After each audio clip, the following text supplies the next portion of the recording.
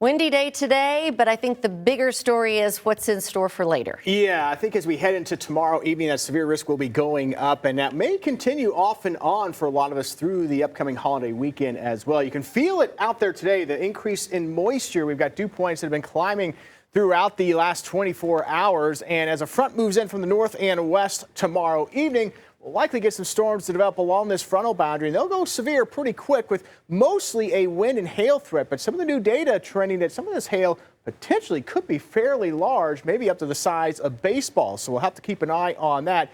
And those storms will gradually work their way southward as we go through the evening and into Saturday night, or I should say Friday night, and continue more than likely even into Saturday morning. So let's take a look at first tomorrow afternoon, maybe a few spotty showers or a stray storm possible, but I don't expect anything severe with what we see at least through mid-afternoon. But we'll be watching between about 5 and 7 o'clock tomorrow evening up here to the north and west where that front is going to be. And so that's where the storms will first initiate. So those of you here from Pawhuska, Sedan, Kansas, as you head over to around, say, Independence, back to around Pawnee, your potential for storms even around Bartlesville is going to be a little higher earlier in the evening. Farther south, as you get down along I-44, including Tulsa, it may take until after sunset for some of these storms to work their way southward, and even farther to the south, probably even staying dry tomorrow evening into tomorrow night, but those storm chances will be increasing for those to the south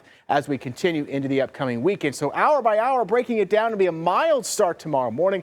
Temperatures will, for the most part, hold in the mid to upper 60s. I've got us at 70 at 8 o'clock. And again, maybe a couple spotty showers, a little sunshine trying to peek through the clouds as we go through the afternoon. And then we'll be watching that risk for severe storms initially for those in northwestern portions of the region first. But then that will gradually be working its way south as we continue through the evening tomorrow and into tomorrow night. Right now, as we look here from Brookside on the Wade's RV Weather Camera Network, a little bit of a shake with those southerly winds bringing that moisture northward. You can really see it visually. Those low-level clouds have been streaming from south to north across the region. That's a perfect visual for the moisture that has been increasing across the area. And of course, we're feeling that with the increasing dew point. High so far today was 83 degrees, a little cooler than I thought we might see, but we also have seen some of that moisture coming north, and that has limited some of that temperature potential. But as we go over the next 24 hours, and we'll go even a little beyond that, we've got our frontal system up here to the north and west, tornado watches and severe thunderstorm watches across parts of western Iowa and eastern Nebraska. For us, here comes that cold front tomorrow evening. That's what's going to provide the lift for those storms to develop. And then where this front ends up as we go into Saturday will determine where the severe risk will be highest Saturday afternoon and Saturday evening as we'll get redevelopment. And I'm a little more concerned about Easter Sunday morning, as some of the data now is a little slower with this system. There might be a window of opportunity that we get some severe weather Easter Sunday morning. Here's the front as we head into Saturday afternoon and Saturday evening, probably south of I-44. We'll have a higher risk for a wind and hail threat, and the rain threat will be up there, the flooding threat.